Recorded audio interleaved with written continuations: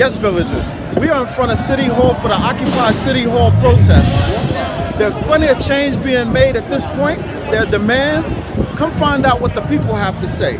If you're interested in that, you are in the right place. If you're new to this channel, welcome to our village. If you're a returning villager, welcome as well. So, let's get into it.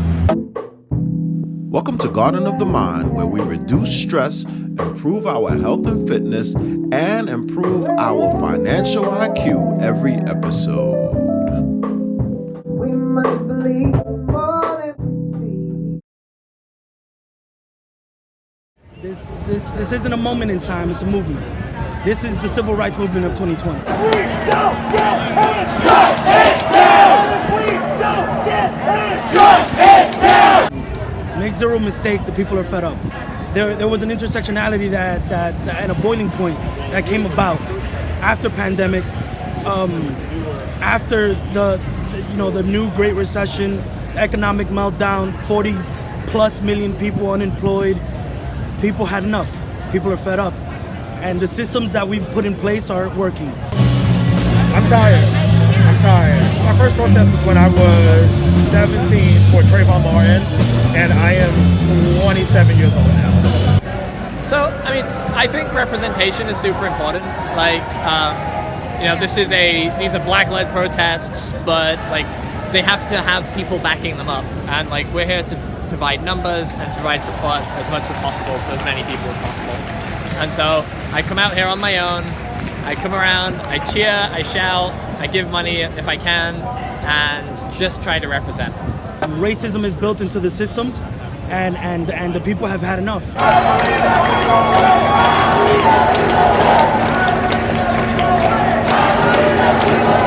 And it's time for reform.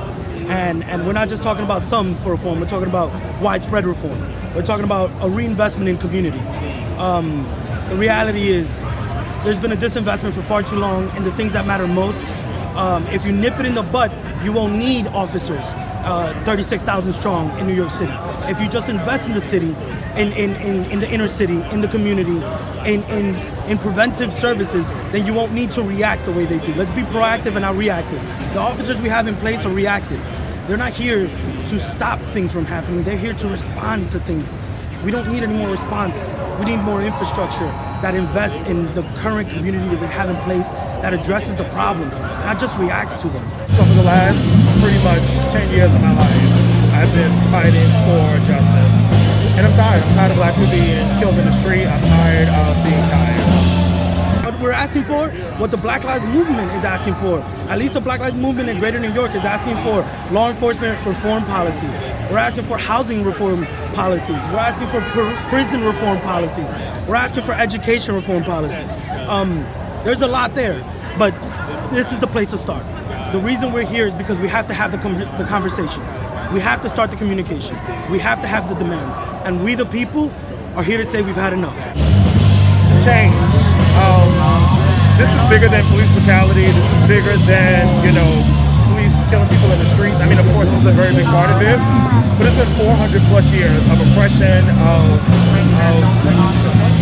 just a lot. I feel like it's a lot. So, this one is interesting, right? This is one of the few protests that has a very simple goal at first that then gets complicated. So, straight up, try to defund the police by taking $1 billion off the $6 billion budget for NYPD. So that's something that's achievable maybe within a week at this rate.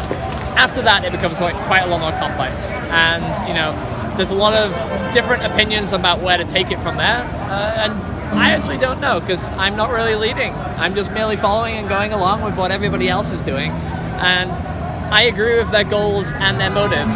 So generally speaking, I am totally fine to let it go wherever it goes.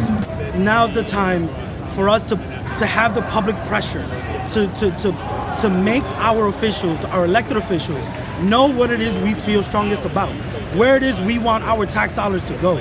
We want to make sure that education gets as much money, if not far more money, than our law enforcement. Because our budget, our city budget, our state budget is a reflection of our morality. If we're not putting money in the right places, then what is it saying about the society we're trying to build? I think police brutality is the first step, but it also goes into housing, it goes into education, it goes into so many other things. When it comes to any issue regarding black people in this country, it's imbalanced. Like, it's just not correct. So yes, police brutality is where we're starting, but that's not the end. Like, there's so much more we have to do, and we're gonna do it all.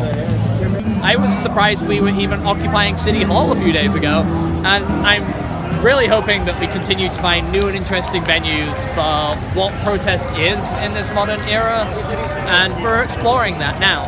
So I'm really kind of pumped. We have to live amongst each other. Let's make the best society while we do that. And it's about making an inclusive society for all of us that works for everybody. And right now, that's not the case. Right now, it's a little top heavy, and law enforcement gets the lion's share of our budget. It's time for that to change. And that's why we're here at City Hall. That's why we're making the demands we're making. That's why we're asking for disinvestment of law enforcement to the degree we're asking. But it's not just for less cops. It's for more community. It's for more social workers. It's for more people who are trained for the tasks that are needed in the community.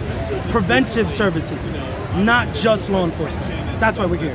This specifically is here because the city has a budget that they have to pass. And that city budget is being pressured by the public when they're screaming that they need a defunding of $1 billion. That was the first Black Lives Matter disinvestment ask, was $1 billion off of the $6 billion that the NYPD now makes or gets allotted. Now there's a recent push asking for half. You know, $1 billion's not gonna do enough. Like my sign says, what would a $1 billion do for your community? What would $3 billion do for our community? What would the inner city of New York City look like if it was just a little bit more resources for the ones who need it most, and a lot less brand new batons and police cars and flak jackets and militarization for the officers, and just more help on the other side for the community? And I think that's a pretty honorable conversation to have, and I think that's what we're trying to have. An uncomfortable conversation to have, but nonetheless a necessary one. I'm a Brooklyn boy. I'm a Williamsburg, Brooklyn boy, North Brooklyn. Yeah, born and raised. All right, well, thank you so much for your time. Not a problem. Thank you. Appreciate you. Have a good one. All right, thank you so much for your time. Thank you. All right. Thank you so much for your time. Hey, you're welcome. Good luck. Go out and protest.